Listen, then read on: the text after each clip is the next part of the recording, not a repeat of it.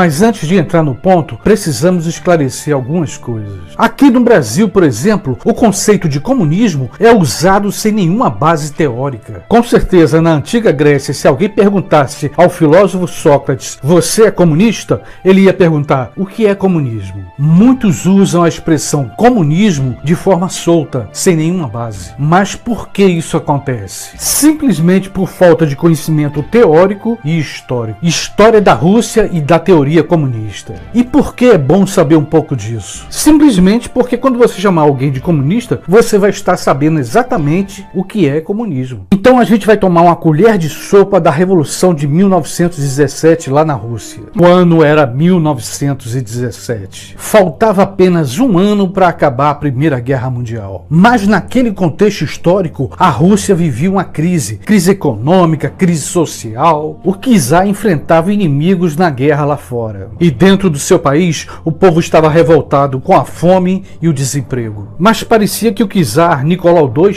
não estava nem aí. E esse foi o seu grande erro. Um partido político chamado bolchevique tinha como base teórica o comunismo escrito por Karl Marx. E com muita percepção, esse partido bolchevique percebeu a crise e tomou a frente da população. Daí em diante, panfletagem, discursos contra o czar, e a palavra de ordem era revolução. Uma palavra de ordem que foi se espalhando pela Rússia. Até os soldados russos que estavam no campo de batalha começaram a perceber e a abandonar e voltar para a Rússia. E quem era o líder desse partido bolchevique? Vladimir Lenin, um intelectual e militante. E aqui vale lembrar um detalhe. Além do partido bolchevique, que era contra Nicolau, havia outros partidos de cunho socialista que também não gostavam do imperador. No fim, depois de muitas greves e de um acordo de abandonar a guerra, o destino do czar e sua família estava selado. Mas a coisa também não foi tão fácil para o partido bolchevique. Houve uma guerra civil tentando colocar o imperador novamente no poder. Mas finalmente o partido de Lenin venceu. Se concretizou a primeira revolução socialista da história. Pergunta: qual o maior problema de uma teoria? Será que o maior problema é quem escreveu? Não. O problema são as interpretações que vêm depois. E foi o que aconteceu com os revolucionários de 1917. O partido bolchevique acreditava que podia aplicar a teoria marxista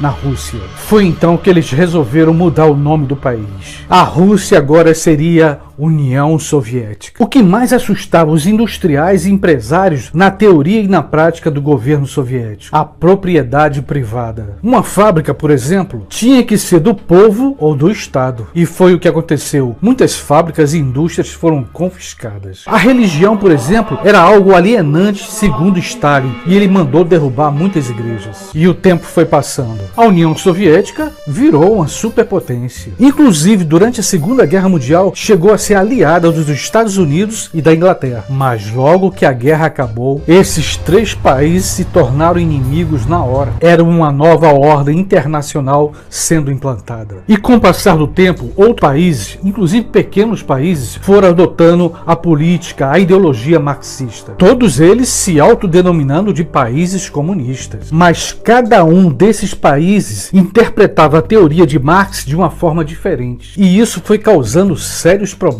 A União Soviética foi se distanciando deles. Vale lembrar, durante o governo de Stalin, muitos países do leste europeu foram invadidos pela União Soviética. Com isso, formaram um bloco comunista. Mas acontece que o tempo vai passando. Os homens vão mudando e as suas interpretações também. E foi o que aconteceu com a teoria marxista lá na União Soviética. Ao final dos anos 80, a União Soviética entrou em colapso. Sob a liderança do presidente Mikhail Gorbachev, a antiga União Soviética foi deixando de ser comunista. Voltou a ser Rússia e abriu suas portas para o mercado. Minha interpretação: nunca houve comunismo de fato. E eu já vi comentários de colegas dizendo: não, o comunismo existe, o Brasil é comunista, mas é porque não leram a teoria, não foram à fonte. A teoria do filósofo Karl Marx fala em estágios, ou melhor, fala em leis históricas. Mas eu vou tentar explicar em poucas e simples palavras. É como se a história fosse um processo. Primeiro Primeiro vem o feudalismo, depois o capitalismo, depois o socialismo e finalmente o comunismo. A história humana passaria por esse processo. Ou seja, um país, pelas leis históricas, não poderia pular do feudalismo para o socialismo. Tinha que necessariamente ir para o capitalismo. Ou seja, para um país ser comunista, ele tem que passar pelo socialismo. Mas o que é socialismo? O socialismo seria uma espécie de processo de transição, como eu te falei antes, seguindo as leis históricas. Segundo a teoria, para haver socialismo tem que existir o Estado. Já no comunismo, não. O comunismo, que muitas pessoas chamam de utopia, seria um Estado, uma ordem socioeconômica sem a existência do Estado. Agora, é claro, uma pessoa pode se dizer comunista ou mesmo um partido se chamar comunista. Em nosso país, por exemplo, a ordem socioeconômica é capitalista e neoliberal. Sendo assim, como é que eu posso chamar alguém de comunista se comunismo nunca existiu? Agora, tem alguns argumentos que eu não me conformo. Em pleno século XXI, há pessoas que dizem que a Rússia é comunista. E olha que isso é uma história recente. Não esqueça, quando você chamar alguém de comunista, lembre-se de perguntar a você mesmo, o que eu sou? Sou um capitalista? E se eu sou um capitalista, o que é capitalismo? Para nós, simples mortais, eu e você, essa espera é angustiante. É angustiante saber que as nossas vidas estão nas mãos de uns poucos imbecis. E o que cabe a nós? Esperar e ter esperança. E sempre será em nome da esperança que eu renovo aqui o meu convite. Se você ainda não se inscreveu no meu canal, vem, se inscreve. Se você gostou desse vídeo,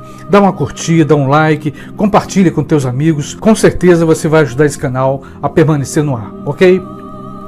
Beijão e até o próximo vídeo.